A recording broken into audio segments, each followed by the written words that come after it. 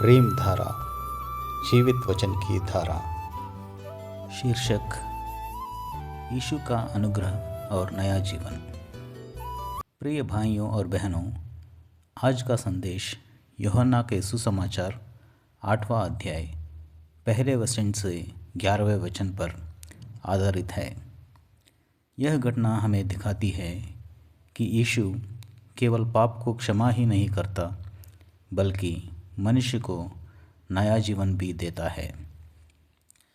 जब एक स्त्री जो व्यभिचार करते हुए रंगे हाथों पकड़ी गई थी, उसे यीशु के पास लाया गया, तो यीशु ने उसे दोषी नहीं ठहराया, बल्कि उसे नया आरंभ दिया।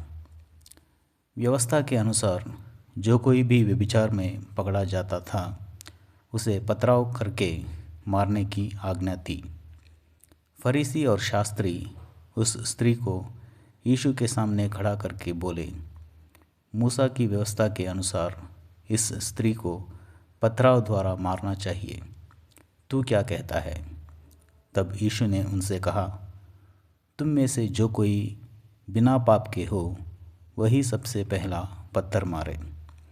यह सुनते ही एक एक करके सब वहाँ से चले गए, क्योंकि वे सब अपने आप को पापी जानते थे।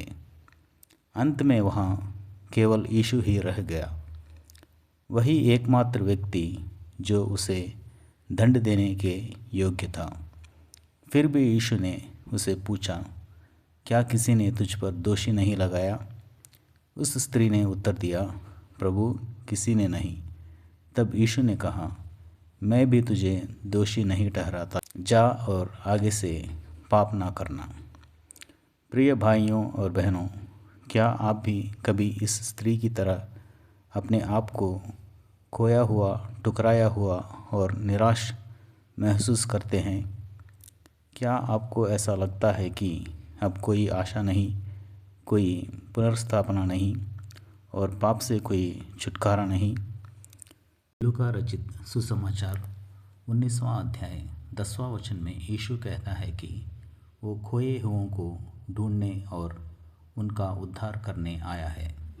और लूका 5वां अध्याय 32वां वचन में फिर यीशु कहता है, मैं धर्मियों को नहीं परंतु पापियों को बुलाने आया हूँ कि वे पश्चाताप करें। क्या आप भी आज खोए हुए हो? क्या आप अपने पापों से छुटकारा पाना चाहते हो? तो अपनी दृष्टि यीशु के क्रूस की ओर लगाइए। यशायाह 53 अध्याय 5वां वचन कहता है, वह हमारे ही अपराधों के कारण घायल किया गया, वह हमारे अधर्म के कामों के लिए कुचला गया, हमारी शांति के लिए उस पर ताड़ना पड़ी कि उसके कोड़े खाने से हम चंगा हो जाए। और 7वां वचन कहता है, वह सताया गया तो भी वह सहता रहा और अपना मुंह न खोला।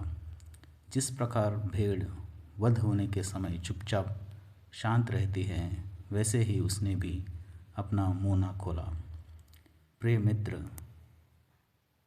आपका पाप चाहे जो भी हो, यीशु आपको क्षमा करने के लिए और आपको नया जीवन देने के लिए आज भी तैयार है। यदि आप अपने हृदय से यह चाहते हैं तो मेरे साथ यह प्रार्थना कीजिए। प्रभु यीशु, मैं जानता हूँ कि मैं पापी हूँ। मेरे पापों से मुझे बचाने के लिए आप इस संसार में आए। आपने मेरे लिए क्रूस पर अपना खून बहाया। अपने बहाए हुए खून से मुझे शुद्ध कीजिए, मेरे सारे पाप क्षमा कीजिए और मुझे एक नया मनुष्य बना दीजिए। मैं आपको अपना उद्धारकर्ता और प्रभु स्वीकार करता हूँ। आमीन।